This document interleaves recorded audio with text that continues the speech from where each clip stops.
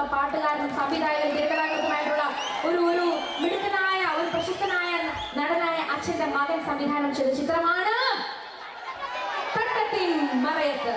അതിൽ ഏത് പാട്ടാണ് നിങ്ങൾക്ക് വേണ്ടതെന്ന് എനിക്കറിയത്തില്ല. തട്ടത്തിൻ മറയത്തെ പെണ്ണേ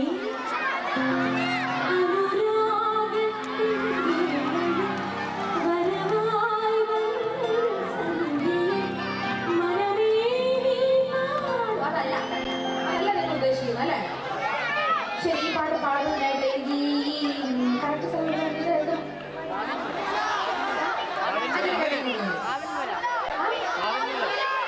ഈ അഞ്ചരക്കണ്ടിയിലുള്ള നല്ല ഏറ്റവും മിടുക്കരായി നന്നായിട്ട് ഡാൻസ് ചെയ്ത് 15-നും 25-നും ഇടയിൽ പ്രായമുള്ള ഒരു 5 സുന്ദരികളായ പെൺകുട്ടികളെ എനിക്ക് വേണം. 5 സുന്ദരികളായ പെൺകുട്ടികളെ എനിക്ക് വേണം.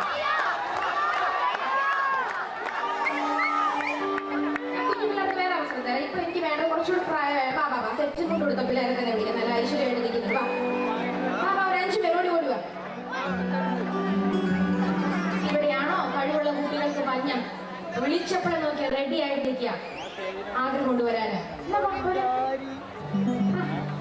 ആഗ്രഹം കൊണ്ടേക്ക് പോരാ. വാ, എത്ര പേര്? 2 പേരില്ല.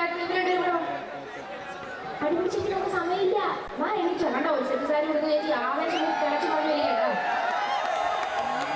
4 പേരായി. ഒരാളും കൂടെ, ഒരൊറ്റ ആളും കൂടെ. കത്ത് ചുറ്റാനല്ല വേണ്ടിട്ട്. വാ,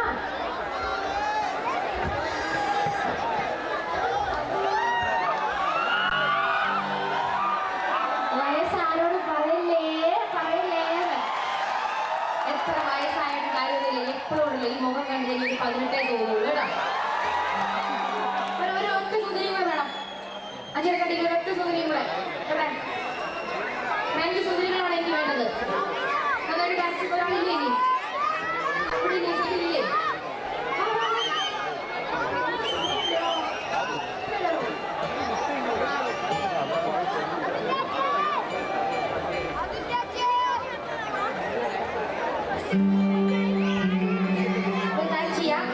നടത്താൻ പോകുന്ന ചെറിയൊരു മത്സരം നടത്താൻ പോവുകയാണ്. ഇതിന് വിധി നിർണ്ണയിക്കുന്ന മറ്റായിരുന്നല്ല, നിങ്ങൾ തന്നെയായിരിക്കും. ഇതിനകത്ത് ഒടുവിൽ ഏറ്റവും ഒടുവിൽ ഞാൻ ചോദിക്കും, ഇന്നയാണ് പേരുകളൊക്കെ ചോദിക്കും. അപ്പൊ ഏറ്റവും കൂടുതൽ കൈയടിയിലൂടെയാണ് നിങ്ങൾ ഫസ്റ്റ് പ്രൈസ് കിട്ടുന്ന ആളെ തിരഞ്ഞെടുക്കാൻ പോകുന്നത്. ശ്രദ്ധിച്ചോ, ഞാൻ പറയുന്നത് ശരിക്കും കേട്ടോ. നന്നായിട്ട് ഡാൻസ് ചെയ്യുന്ന ഫസ്റ്റ് പ്രൈസ് കിട്ടുന്ന ഒരാളെ തിരഞ്ഞെടുക്കുന്ന നിങ്ങളാണ്. അതുകൊണ്ട് നന്നായിട്ട് ഇവരെ വീക്ഷിച്ചു കൊടുക്കുക. സമ്മാനം കൊടുക്കുന്നത് നല്ലൊരു സമ്മാനം തന്നെയായിരിക്കും. തീർച്ചയായിട്ടും നമ്മുടെ മാനേജിംഗ് ഡയറക്ടർ, ഈ ബാങ്കിന്റെ മാനേജിംഗ് ഡയറക്ടർ ജയൻ എന്ന് പറഞ്ഞ ചേട്ടൻ സമ്മാനം റെഡിയാക്കി വെച്ചിരിക്കുകയാണ്. അതുകൊണ്ട് മനസ്സറിഞ്ഞ് ഡാൻസ് ചെയ്ത് കൊടുക്കുക. തുടങ്ങാൻ ഒരു ഉഷാറാൻ വേണ്ടി നല്ലൊരു കൈഡ് കൊടുത്ത് ഇവർക്ക് എല്ലാവരും കൂടെ ഒരേ സ്റ്റെപ്പ്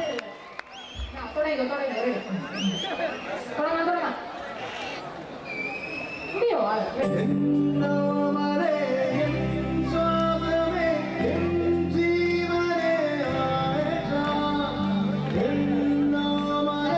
It's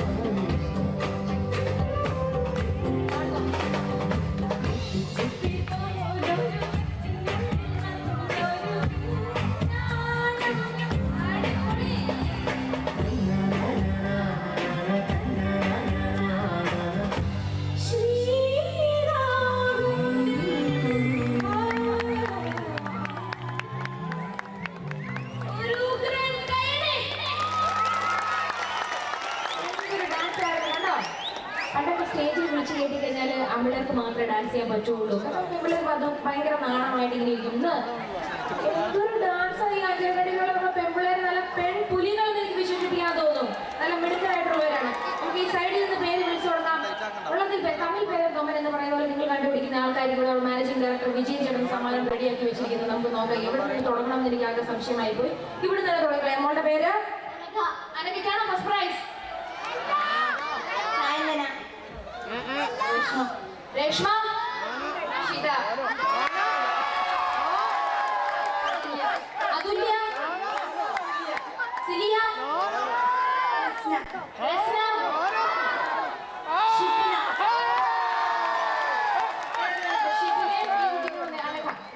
അഷിത. ഇവർ രണ്ടുപേരിൽ നിന്നാണ് ഫസ്റ്റ് പ്രൈസ് നമ്മൾ കണ്ടുപിടിക്കാൻ പോകുന്നത്.